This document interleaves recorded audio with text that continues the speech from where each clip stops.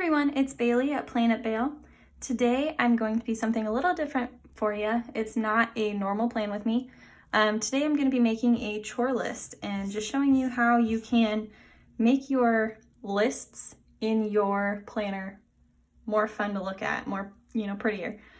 I am definitely a list person. I tend to make a list for everything, even if it's not really necessary, just because it gets it all out of my head and onto a piece of paper, and then I don't feel like I'm gonna forget something. So today we're gonna do a chore list. I reference my chore list every time I work in my home planner.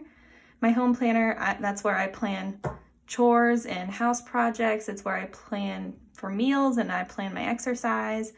I kind of have a catch-all for my home things. So it's kind of a little bit of everything, but I don't have a home list at this point that is pretty, I guess. Right now, this is my chore list. So it's just chicken scratch. So I'm gonna make a pretty one and show you how you can do it as well. So first thing I'm gonna do, I'm planning on using stickers out of the Free Spirit and Farmhouse, which I know you're like, those don't go together, but the colors kind of do. They're just kind of muted colors. I'm going to be using these boxes and some of these checklists, I think. So I'm going to start, actually though, this is just a piece of regular printer paper. I just cut it down to be the size of a classic planner, and then I'll punch it so it'll fit in there. I just wanted white paper and I don't have any Happy Planner white paper. So we're gonna get a little color on it and make a list. So I'm gonna use this scrapbook paper. I believe it's the Park Lane brand. I don't remember what pack it's in, but it's the Park Lane brand, I think. I will put it in the description below once I figure that out. Okay, but I'm gonna use this because it kind of goes with those muted tones color-wise, and just use this. Kind of has a header, probably. A really thin one, and put like a title, maybe at the bottom, and maybe has some background of some of the stickers. I'm not sure yet, but I'm gonna start with it on the top and bottom, and we're just gonna go for it. So let me get my paper trimmer here,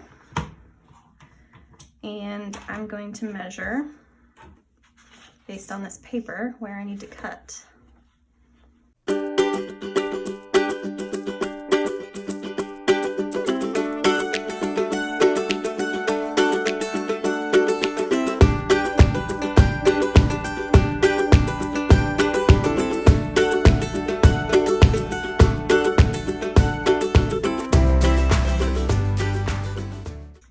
So that just added a little bit of color to the top and bottom. So now I'm gonna bring in some of these stickers that we're gonna write the list on. So I have 5 sections. I have them split up. I'm not gonna show you my ugly list, but into monthly, that I choose one thing to do per month. So those are more like projects, things that I'm not gonna do every month, but things that I want to get done.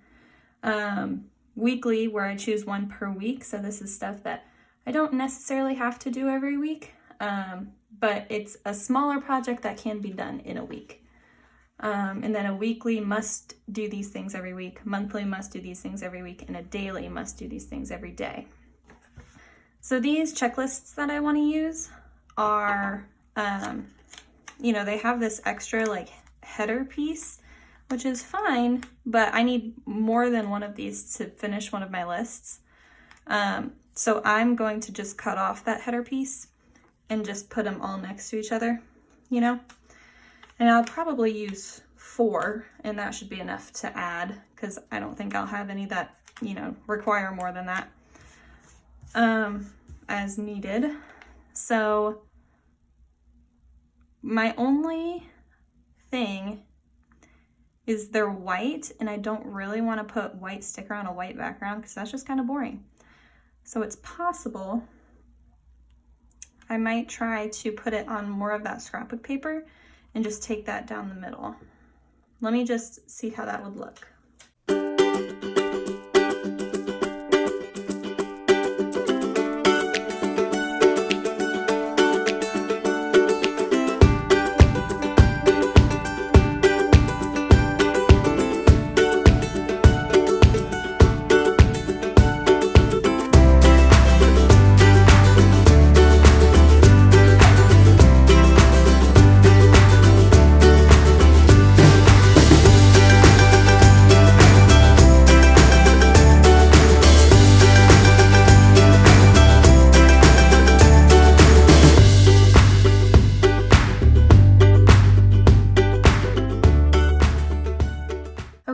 So I did find a way to get all of the boxes I wanted onto one page. It took some work. I had to cut down each of these and flip them this way, which is a little sad because it used to have a little white line around. And I thought that would be cute, but that's okay. Really what I wanted was not to put white boxes here because I already have white boxes down here. So I wanted these colored ones, and also they were cute stickers and I didn't want them to go to waste. So, but we got it all together, thankfully. So now I'm basically just gonna put headers on and write stuff in, and I'll probably speed through that too. I'm sorry there's so much speeding through in this video, but I don't think you wanna watch me struggle to try and figure out what I'm doing. So I'm gonna write all these in and get some headers. Actually, I might use some of these headers that I just cut off of those boxes and just use those as headers. We'll see, but that's quite possible. And yeah, I'll write it all in and explain it at the end.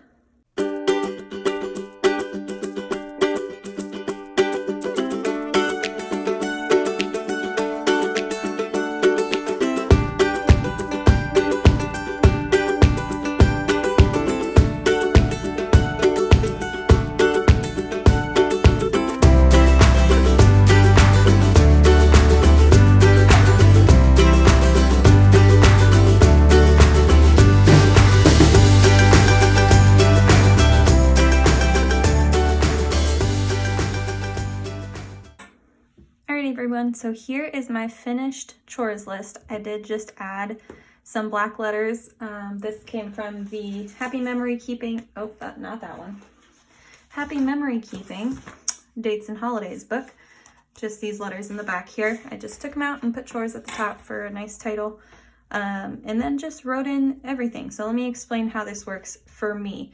You can absolutely do whatever's best for you. I know a lot of people will do it by room. So like they'll have a living room section and a kitchen section and just put each task for each room. Some people do it that way. Some people do it by days of the week. So Monday, you're gonna work on all the floors. Tuesday, you're gonna work on dusting, you know, whatever it might be. You have a different day of the week. I prefer to look at it as how frequently I need to do things. So I know every day, this is what I need to do. Oh, Sunday is here, so it's the end of the week. I need to make sure I have all of these things done. Whatever it is. But I also, so these are kind of my have-tos up here at the top. Bi-weekly, I have to change all the sheets. Monthly, I have to do these things. But down here at the bottom is kind of where I can kind of do a little bit of whatever I want or whatever I feel like my house needs. So my goal is to choose one of these projects to focus on for the month.